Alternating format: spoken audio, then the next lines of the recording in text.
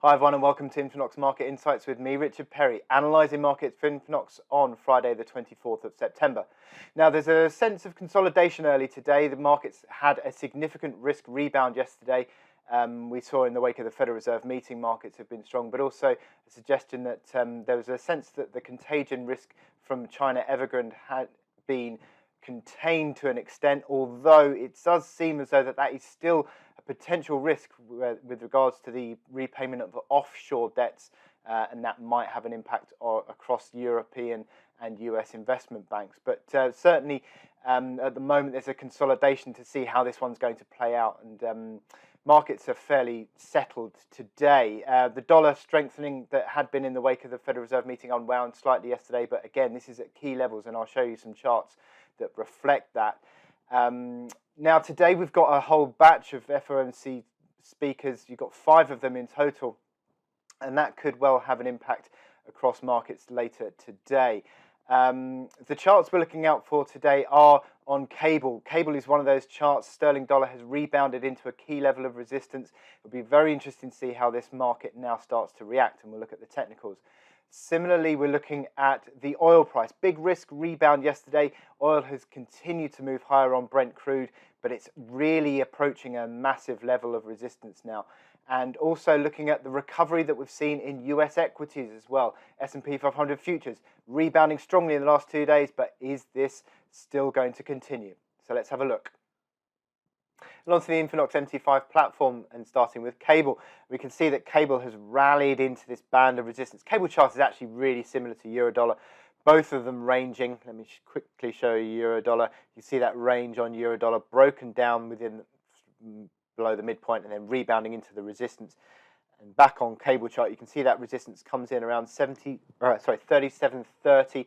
The band is 37.30 to 38, big figure, but you can see the RSI unwinding back towards 50. Again, a level that previously, with the negative bias within this range, you'd say that is sort of failure area. So you'd be looking at how this rebound continues. Well, starting to stall this morning.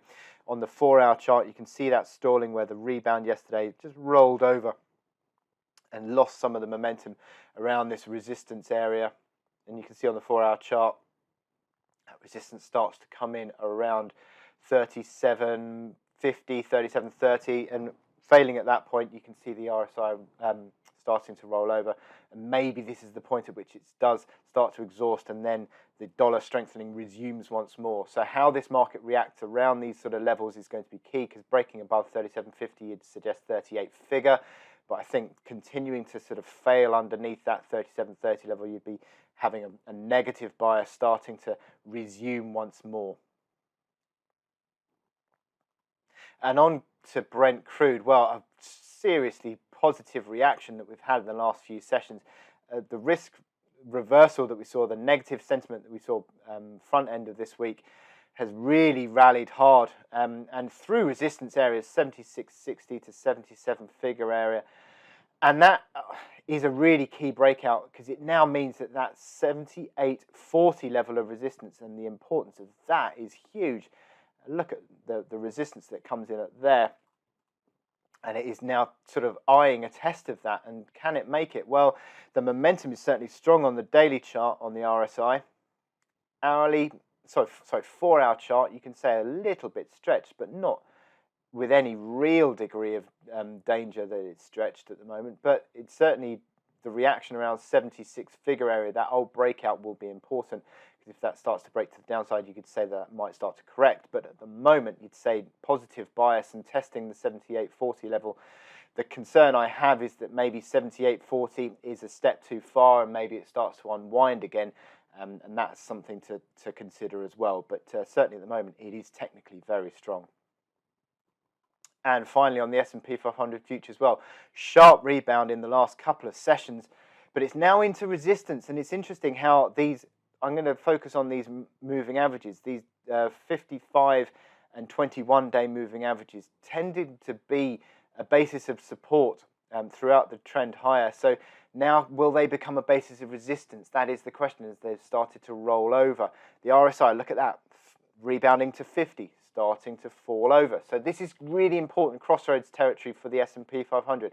If it starts to fail at this point, you can say that maybe it then becomes more of a corrective move. And I'll focus on 43.95. That was a key level on the rebound that became supportive yesterday. So 43.95. That is, I'm looking at that as a key level of support now. If that gets broken, you can say that the momentum of the rally has fallen over and it's starting to retreat once more. So this is key level territory, I think, for the S&P 500. If it gets back above yesterday's high, 44.55, the momentum of the recovery can continue, and then it would be back towards maybe the highs again. But this is real crossroads territory, I think. Thank you for watching this video. I hope you found it informative for your trading. Join me again on Monday, where we'll be looking ahead to the new trading week. So I'll leave you with the Infonox support and resistance table, and I'll speak to you then. Thank you very much.